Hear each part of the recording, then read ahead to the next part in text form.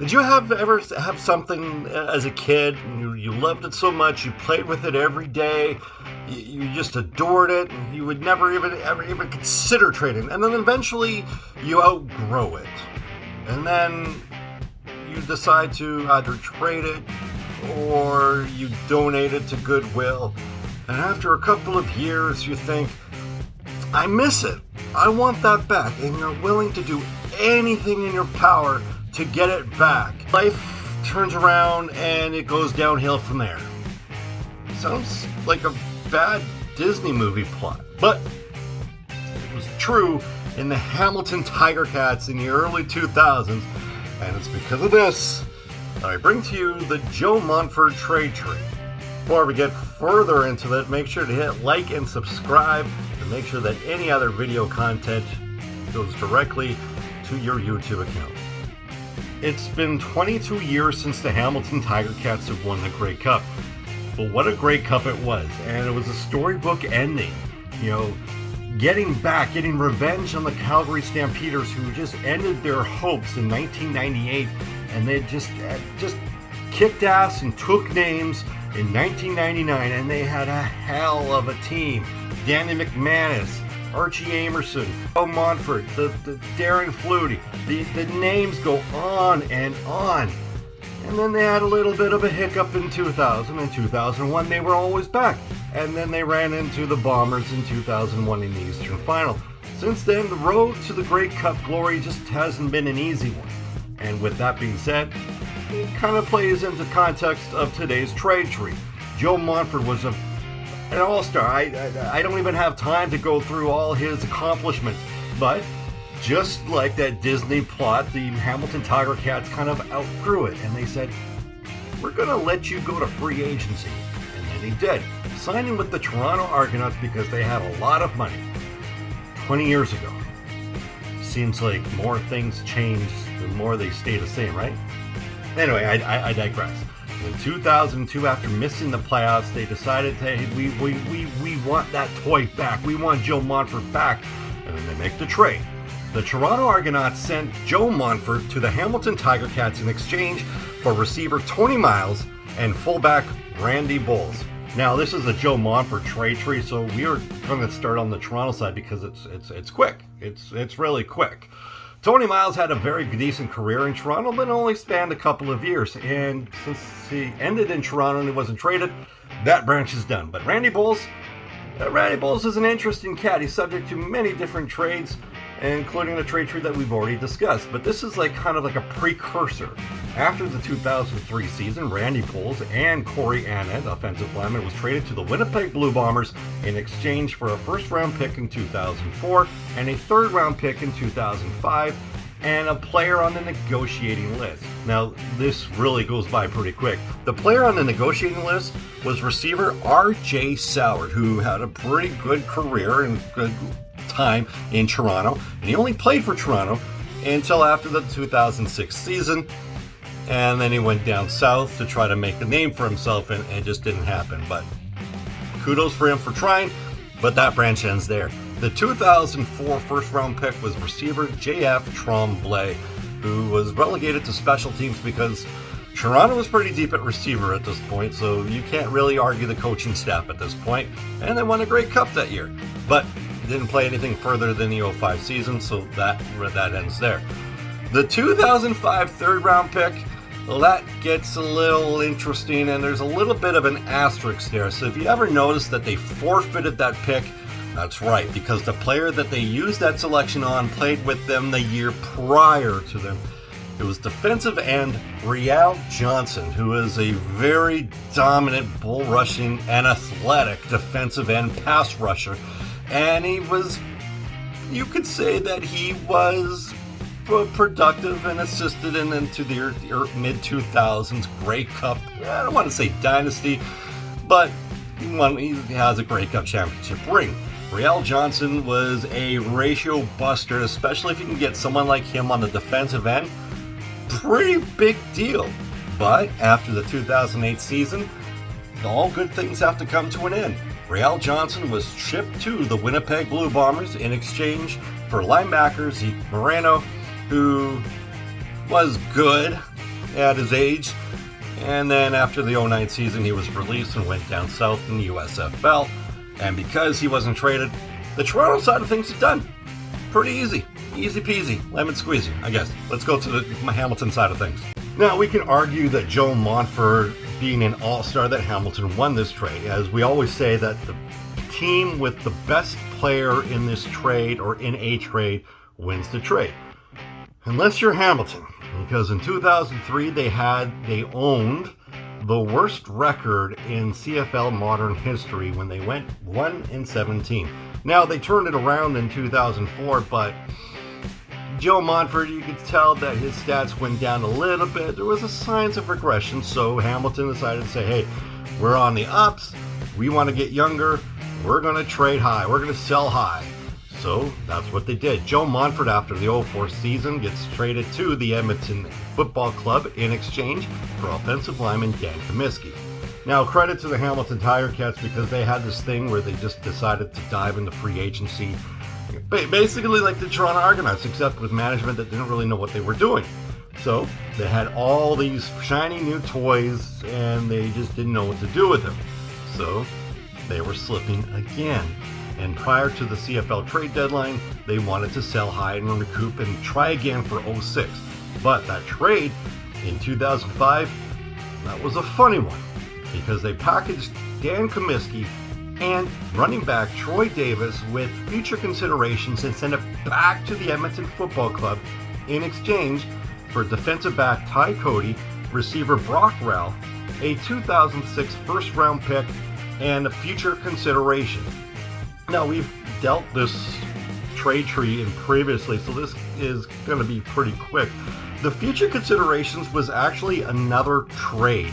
And we're not kidding ourselves because we know that this was kind of like an internal handshake deal that, hey, we're going to throw you this, and as long as you give us this at the end of the season, that's pretty much what it was.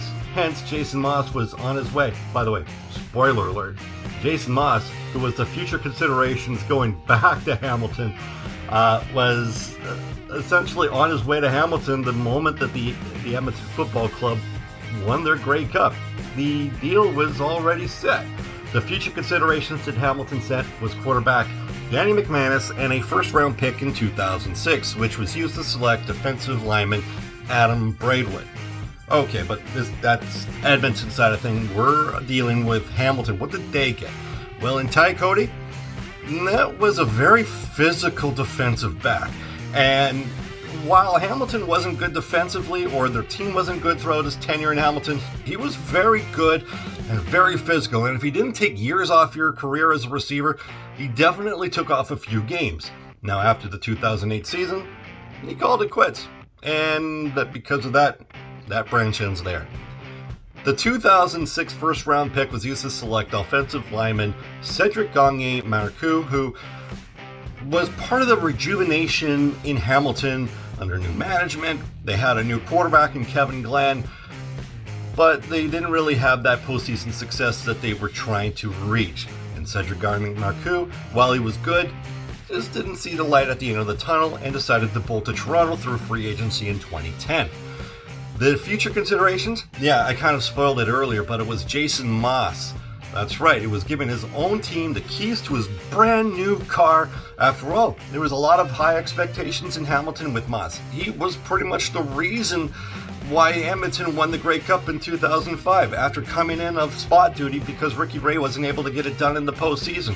Jason Moss was taking ownership, sole ownership of the number one spot that he thought he rightfully had in 2001 and 2002. And it just fell apart because once again Hamilton decided to go all in free agency and they just didn't have a plan with all their new toys. And in 2007, Jason Moss was traded to the Montreal Alouettes in exchange for running back Jeff Piercy, who didn't play anything after Hamilton, so that ends that branch.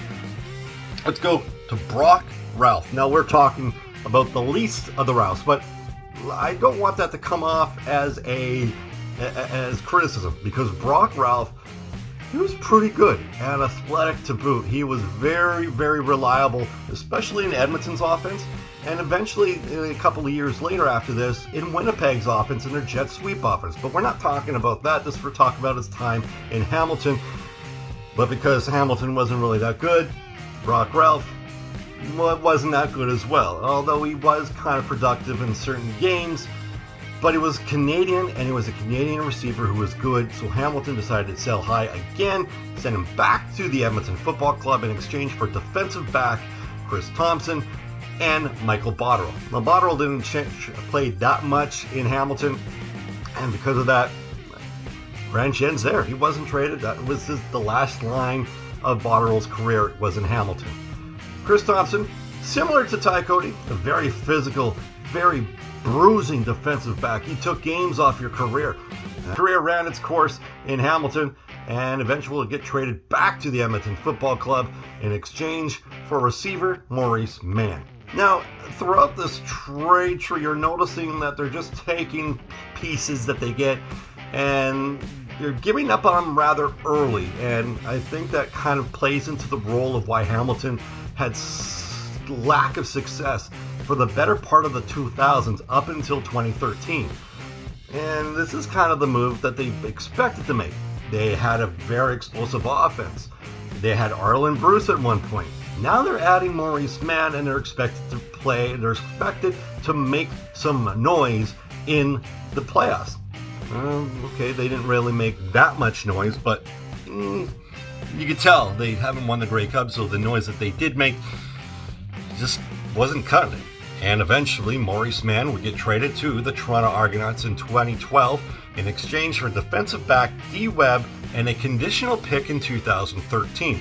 Now, this trade would eventually add weapons to Ricky Ray's arsenal to win the Grey Cup in 2012. So you can tell that Hamilton helped Toronto win 2 Grey Cups throughout this time period. If you're a Hamilton Tiger Cat fan, you're not loving this video. If you're an Argonaut fan, you're saving this video to your playlist because you're just wanting to relive their misery. The additional pick was used to select Simon Lemarquois, who didn't play at all for Hamilton, so that branch easily ends there. D-Webb was pretty consistent. He was reliable. He often was matched up against the opposing team's best receiver, and they needed it because defensively in 2012, they were horrible. In 2013, they had a light little turnaround, but it was boosted by the fact that they added players like Simone Lawrence to the group. And in 2013 and 2014, that defense kind of turned it around. But eventually, D-Webb would find his way out of Hamilton as the Tiger Cats sent D-Webb to the Calgary Stampeders in exchange for a conditional pick in 2015. Now, D-Webb was loaned down to Orlando of the USFL, and so the conditions weren't met. So Calgary didn't have to give up anything in that point.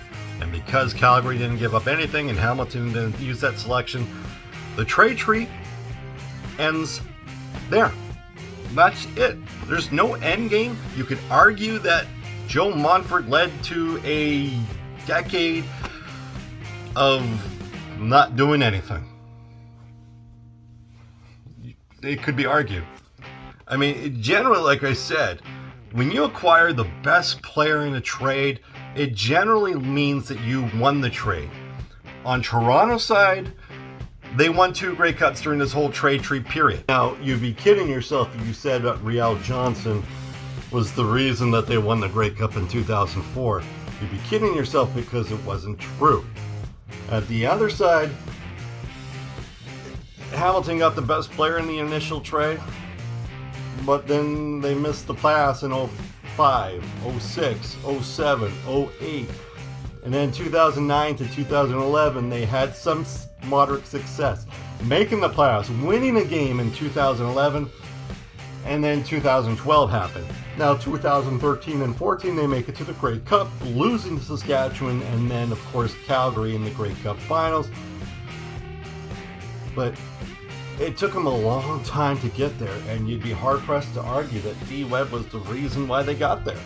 So, who do you think won this trade? Give me your thoughts. And again, if you like this content, hit like and subscribe.